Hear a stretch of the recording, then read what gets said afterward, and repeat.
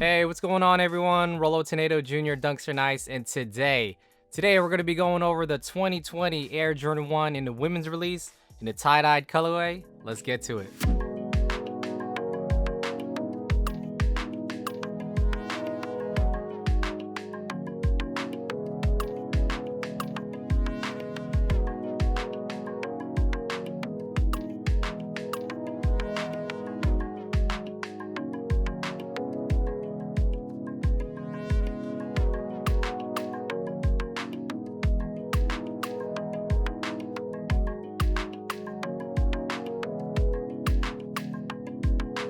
Okay, so starting things off, let's talk about the box. The box that the shoes come with are the newer Nike box. It's mostly in red and has that black Nike swoosh logo with the removable lid. For the ones, the color label is white/black-Aurora green. I'm a size 9.5 in men's, and since it's a women's sneaker, if you're not too sure what size to get, I'd recommend going a size and a half up or 2 sizes up. And in this case, I usually went for my size, which is a 10.5 or 11 in women's. As for the price tag, these retailed at $170. As for an overview and just a first glance look at the shoe, they just look really great, a really solid colorway. I liked them the first time I saw them, and they've grown on me ever since. Now, you have your black leather on the toe box area on the perforated leather. You have the black leather on the collars and on the Nike swoosh. As for the leather, how it feels, it's a bit softer than most recent retro ones when you feel them. The mid panels are in white leather, and it feels a little bit more rough, but not as soft as the black leather. As for the tie-dyed colors on the upper, you have that in the Aurora green, and the shade of blue that's more on the darker side of the blue. It's very interesting because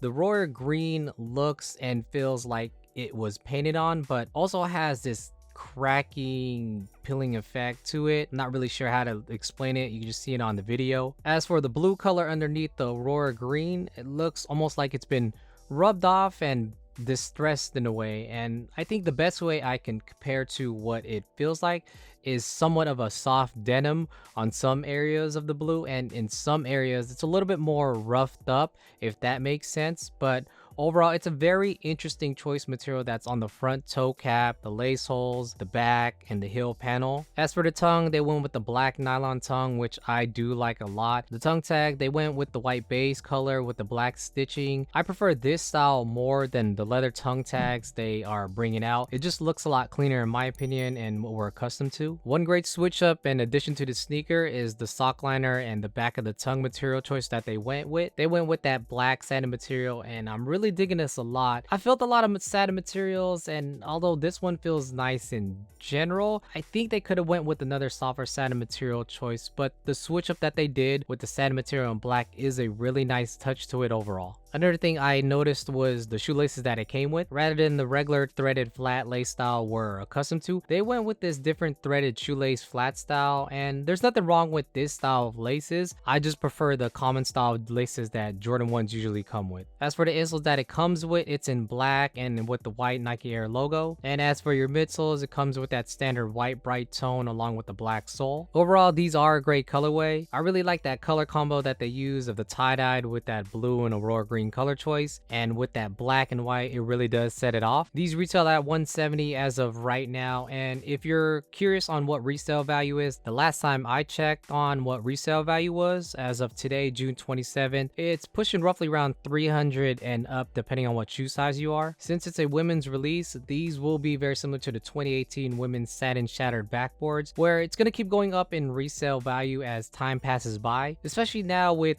ones being more popular than ever. Personally, for me, I wouldn't sleep on a shoe. It's a great and new colorway as for a Jordan 1. The thing that I wish is that they should have released these in men's sizes as well, as it's a little unfair for women who really want the shoe that don't want to pay for a higher price point than what it should be. These tie-dye Jordan 1s do remind me of the 2017 Chameleon or All-Star Air Jordan 1 retros. On the front toe box perforated leather, the back panel and Air Jordan logo area, you have the iridescent green and purple. It's a similar style style with that black swoosh and white leather mid panels. It also did have that clear outsole and an iridescent sole. But as for the all-star ones, comparing it with the tie-dye ones, they are similar. It's just at a subtle tone. All right, everyone, that wraps it up for the 2020 Air Jordan 1 women's release in a tie-dyed colorway. Again, this is such a great colorway in my opinion.